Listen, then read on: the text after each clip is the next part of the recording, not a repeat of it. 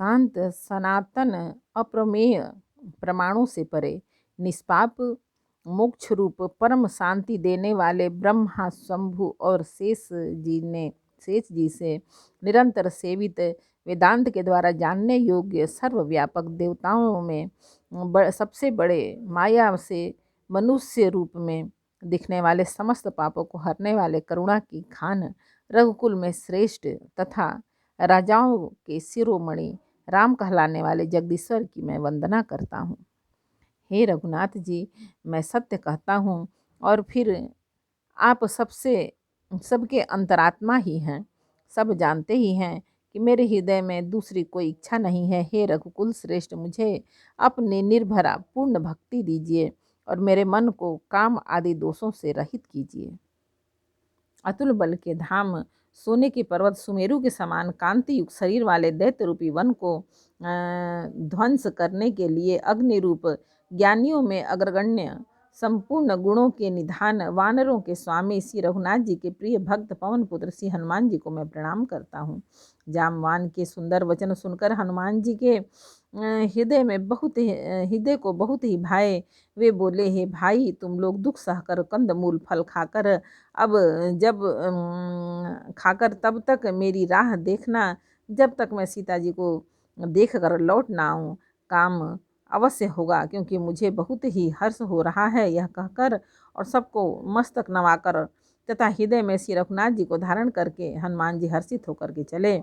समुद्र के तीर पर एक सुंदर पर्वत था। हनुमान जी खेल से ही अनायास ही कूदकर उसके ऊपर जा चढ़े और बार बार श्री रघुवीर का स्मरण करके अत्यंत बलवान हनुमान जी उस पर से बड़े वेग से उछले। जिस पर्वत पर हनुमान जी पैर रखकर चले, जिस पर से वे उछले, वह तुरंत ही पाताल में धंस गया। जैसे श्री रघुनाथ जी का अमोघ बाण चलता है, उसी तरह हनुमान जी चले। समुद्र ने उन्हें श्री रघुनाथ जी का दूत समझकर मैनाक पर्वत से कहा कि हे मैनाक, तू इनकी थकावट दूर करने वाला हो, अर्थात अपने ऊपर इन्हें विश्राम दे। हनुमान जी ने उसे हाथ से छू दिया, फिर प्रणाम करके कहा, भाई, श्री रामचंद्र जी के काम किए बिना मुझे विश्राम कहाँ। देवताओं ने पवन पुत्र हनुमान जी को जाते हुए देखा। उनकी विशेष बल बुद्धि को जानने के लिए परीक्षार्थ उन्होंने सुरसा नामक सर्पों की माता को भेजा।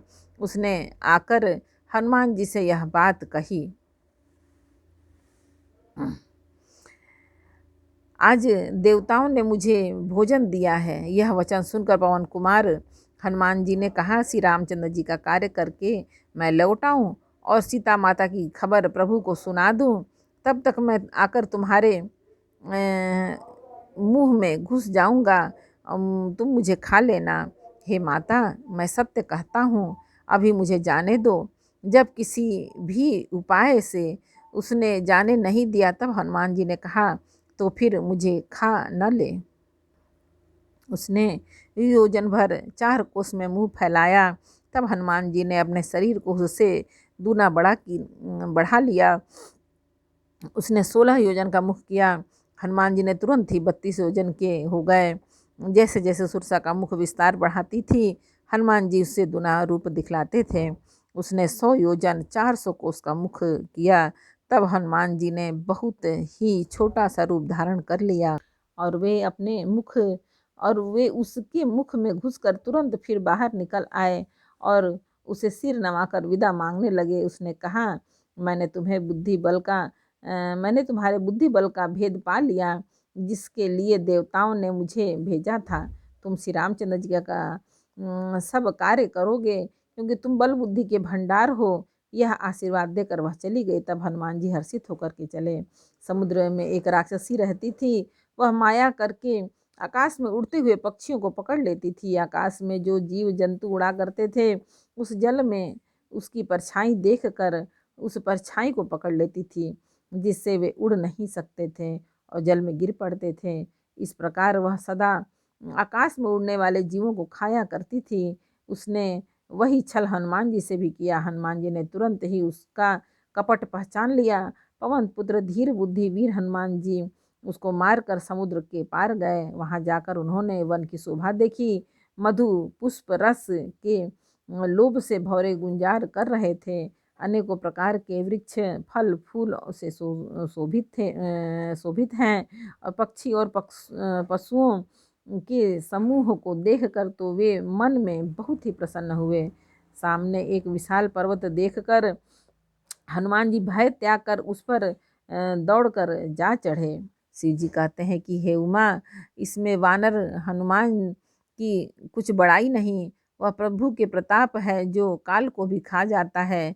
पर्वत पर चढ़कर उन्होंने लंका देखी, बहुत ही बड़ा किला है, कुछ कहा नहीं जाता, वह अत्यंत ऊंचा है, उसके चारों ओर समुद्र है, सोने के परकोटे चार दीवारी का परम प्रकाश हो रहा है।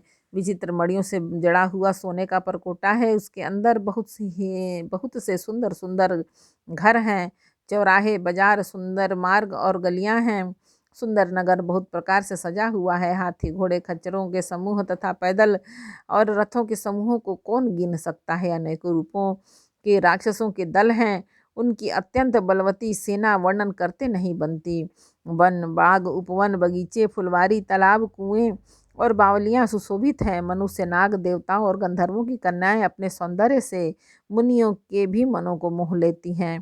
कहीं पर्वत के समान विशाल शरीर वाले बड़े ही बलवान मल्ल पहलवान गरज रहे हैं। वे अनेकों अखाड़ों में बहुत प्रकार से भिड़ते और एक दूसरे को ललकारते हैं। भयंकर शरीर वाले करोड़ों योद्धा यत्न करके बड़ी सावधानी से नगर की चारों दिशाओं में सब ओर से रखवाली करते हैं। कहीं दुष्ट राक्षस भैंसों मनुष्यों गायों गधों और बकरों को खा रहे हैं।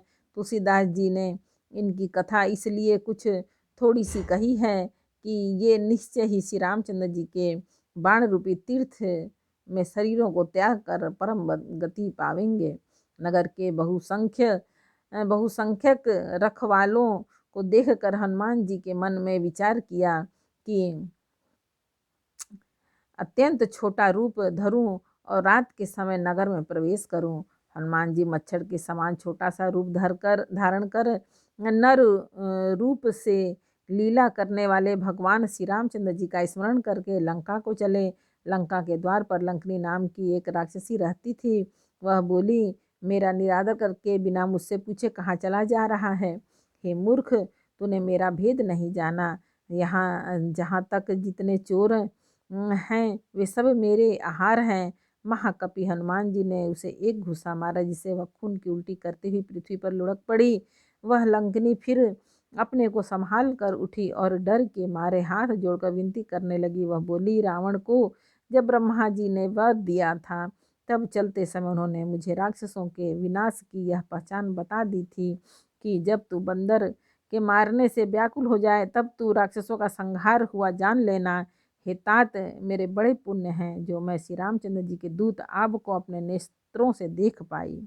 हे तात, स्वर्ग और मोक्ष के सब सुखों को तराजू के एक पलड़े में रखा जाए तो भी वे सब मिलकर दूसरे पलड़े पर रखे हुए उस सुख के बराबर नहीं हो सकते जो लव क्षण मात्र के सत्संग से होता है। अयोध्यापुरी के राजा श्री रघुनाथ जी को हृदय में रखे हुए नगर में प्रवेश करके सब काम कीजिए, उसके लिए विष अमृत हो जाता है। शत्रु मित्रता करने लगते हैं, समुद्र गाय के खुर के बराबर हो जाता है और अग्नि में शीतलता आ जाती है। हे गरुण जी, सुमेरु पर्वत उसके लिए रज के समान हो जाता है। जिसे श्री रामचंद्र जी ने एक बार कृपा करके देख लिया तब हनुमान जी ने बहुत ही छोटा सा रूप धारण किया और भगवान का स्मरण करके नगर में प्रवेश किया। उन्होंने एक एक प्रत्येक महल को खोज की, जहाँ तहाँ असंख्य योद्धा देखे। फिर वे रावण के महल में गए। वह अत्यंत विचित्र था जिसका वर्णन नहीं हो सकता। हनुमान जी ने उस रावण को शयन किए देखा, परंतु महल में जानकी जी नहीं दिखाई दी। फिर एक सुंदर महल दिखाई दिया, वहाँ उसमें भगवान का एक अलग मंदिर बना हुआ था। वह महल श्री रामचंद्र जी के आयुध धनुष बाण के चिन्हों से अंकित था। उसकी शोभा वर्णन नहीं की जा सकती। वहाँ नवीन तुलसी के वृक्ष समूहों को देख कपिराज श्री हनुमान जी हर्षित हुए। एक बार बोलो रामायण मैया की जय। सुंदरकांड का 5 दोहा समर्पयामि भगवान। जय श्री राम जानकी पवन पुत्र हनुमान। जय हो भोलेनाथ।